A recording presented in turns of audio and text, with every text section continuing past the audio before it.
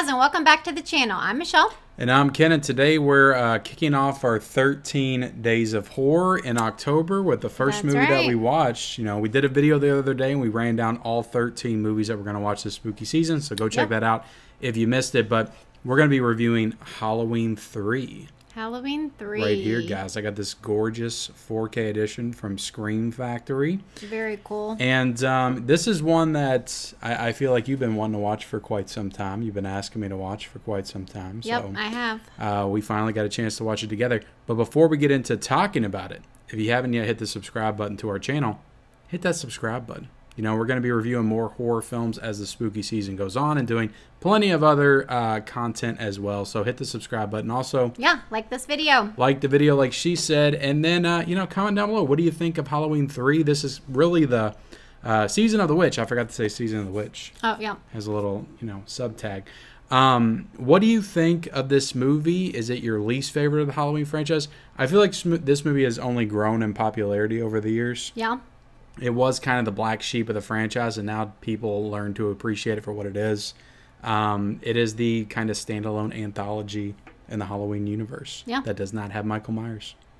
Spoiler alert. So there you go. But all right, let's get into the thoughts. You're known for your long-winded well, I got a lot to intros. say about these movies because, you know, I want to get into your thoughts first. This was a first-time watch for you. This is probably the fifth or sixth time I've seen this movie. Yeah. So what did you think of Halloween 3? Yeah, so like you said, I've been wanting to see this one for a while. It was on our list last year, but we didn't get to watch it. So yeah, I think that's kind of why I made it a point to watch this one like immediately. Yeah. Because I'm like, we're gonna watch it this year. And you're also like, you're not a Michael Myers Halloween fan. I mean, you could care less. It's not like I don't like it, but yeah, I'm not like a fan. Like, I feel like when you say I'm not a fan, that means I don't like it. Yeah. But it's not that I don't like it. I'm just not like a big fan like you are. I just feel like, you know, the thought of this not having Michael Myers in it, still being named Halloween, that really doesn't really bother you. Doesn't mean anything to you. Yeah. So, and I only knew that he wasn't in it because you had told me, you know, previously. Yeah. So, I mean, the story goes. I'm sorry, I'm cutting you off again. You're good. The story goes is that after Halloween 2, they wanted to make Halloween kind of an anthology series. Right. This movie did so poorly when it came out that they're like, we got to go back to Michael Myers. Scratch that. People want the mic. Yeah, they actually took, this came out in 1982. They took 6 years off before they did another one. Oh, wow. And brought Michael back. So that's kind of the basis for this movie. Yeah. So, you know, I mean, I can appreciate, like, I like anthology type stuff, but it definitely is like a odd choice to have decided to do that. Mm-hmm. Because, I mean, up until that point, Halloween 1 and 2 had been like very successful, right?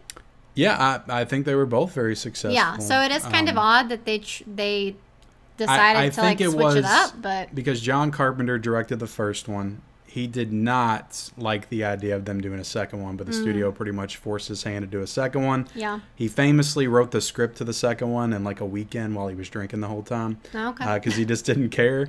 And I think the second one did well, but he like wanted to do something different with the third one, and they allowed him to do it.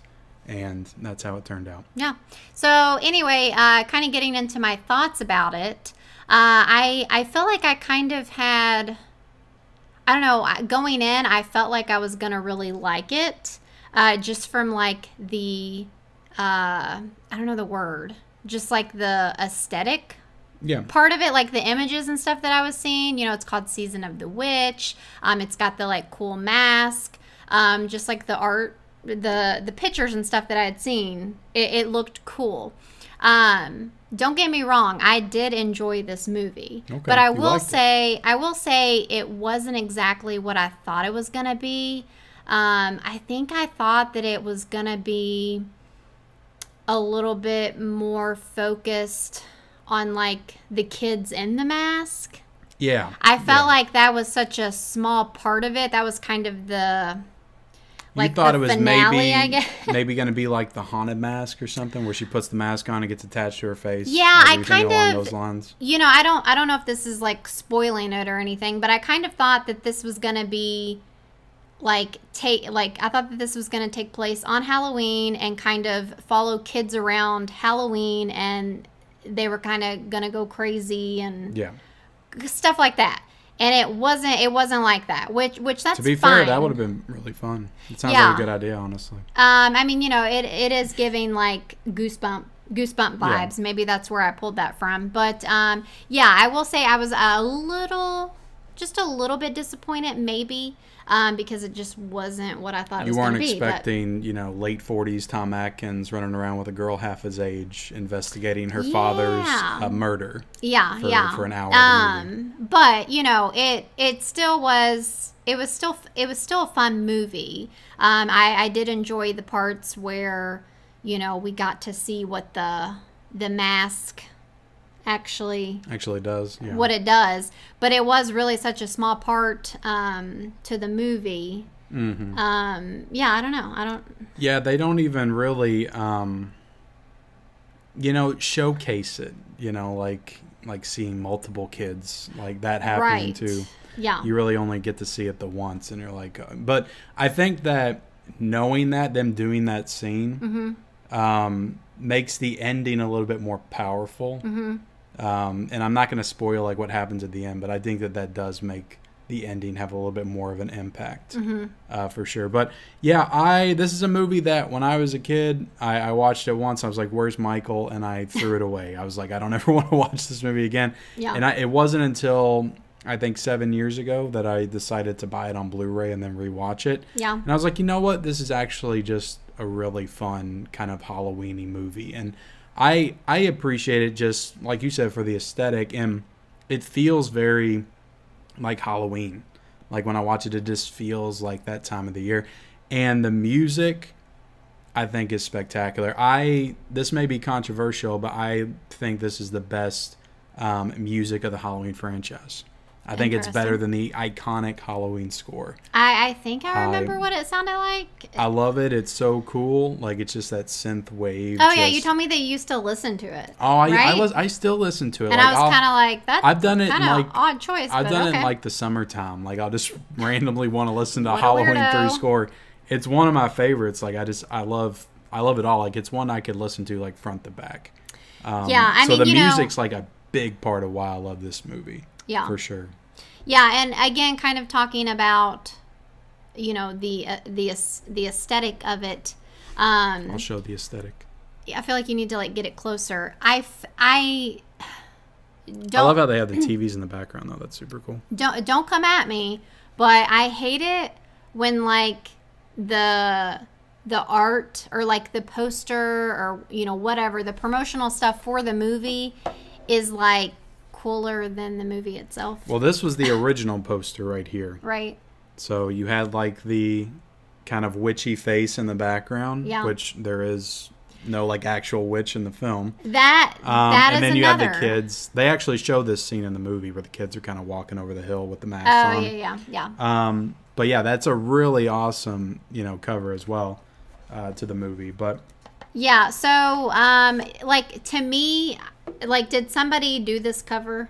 This one? This is Scream Factory. Okay. Yeah. Like, to me, I guess that like showcases they did what all I these thought. Pretty similarly. Like, they all look the same. Like Halloween 1 through 8, Scream Factory did these. Just most of them have Michael Myers on it, just standing there with the fall leaves and stuff in the background. So yeah, like to me, that just like showcased a different type of movie to me, and you know that's my bad because I'm just looking at some random. Now, what did you think of the song? You know, 3 days till Halloween, 1 day till Halloween. Oh yeah, Halloween, I mean, Halloween. you know, very very catchy, I guess. You know, definitely felt, you know, aged. Like it just felt like an old like. What do you call those, like nursery rhymes or something? It just reminded me of one of those, like, you know, Ring Around the Rosie type of thing. Yeah, you know what I mean? Like that. Let's get into and talk a little bit about Tom Atkins, who's the star of this movie. You have seen him. You have seen Tom Atkins. I did kind of mention him, but I didn't want to. Look, Tom Atkins is a big, a little bit in this movie, but anyway, he's a big genre actor. He's done other stuff, like he was in other movies, but I'd say in the horror genre, like he's kind of a legend. And we watched Night of the Creeps a couple of years ago. Yeah. For our 31 Days of Horror, and I like Tom Atkins. He's got a swagger to him. He's got a charm and charisma, and I think he's good in this movie. Did you enjoy Tom Atkins? Yeah, I thought he was fine. Okay. I thought he was fine. I don't know him like you, or recognize him like you, because I don't. He was also in The Fog. He was in The Fog too. Okay. Yeah, I mean, I don't like. If you know me, I don't really watch a lot of older movies. So I just don't have the biggest knowledge and seeing him in older stuff. But yeah, I thought that he was fine. I felt like everybody was fine, really. So even though there is no Michael Myers, there are still a few deaths. I kind of had to remind myself, because it's been over a week since we watched it. But yeah, I mean, I felt like those scenes, now that they're coming back to me, I felt like that they were done well. Yeah, I mean, the effects work in this movie is spectacular. Yeah. And, we watched it in 4K, and I think this is one of the best 4Ks that Scream Factory did for the Halloween movies. I thought it looked magnificent. But, is there anything else you want to say about Halloween 3? I don't think so, Season of the Witch? Yeah, I might have, kind of like you mentioned earlier, spoiler alert, there is no witch. So I think that kind of goes back into me being just a little disappointed with what I thought this movie was going to be. But that's there's a big, statue from Stonehenge, though, that maybe has to do with the witch. I don't know. So, I mean, I didn't get that. Now, I didn't get to mentioning, but the villain of this film, Connell Cochran, I believe is how you pronounce his name. I don't know that actor off the top of my head, but I think he's a great villain. Yeah. Yeah, he had a really sinister demeanor, and I thought his performance was very well done. He's easily the best performance in the movie. Yeah, as much as I like Tom Atkins. He was good. Yeah. But that is our review of Halloween 3 Season of the Witch. What would you score this? Yeah, I was gonna say, I don't know do we want to score it? You can opt out of your scoring if you want to. I don't know. I kind of, like the idea of just not giving it a score, and just would I recommend this for spooky season maybe? Okay. Would you recommend it? I even though I was a tad disappointed, I would still recommend it for spooky season. Okay. I would also recommend it. Like I said, I think it's a perfect watch during the horror season, as is the entire Halloween franchise, to be honest. But this one in particular, I think is just captures that mood just right around this time of year. So thank you all so much for watching our review of Halloween 3 Season of the Witch. Hit the like button, hit the subscribe button if you haven't already. Comment down below your thoughts on the movie. Yeah. And we'll see you next time.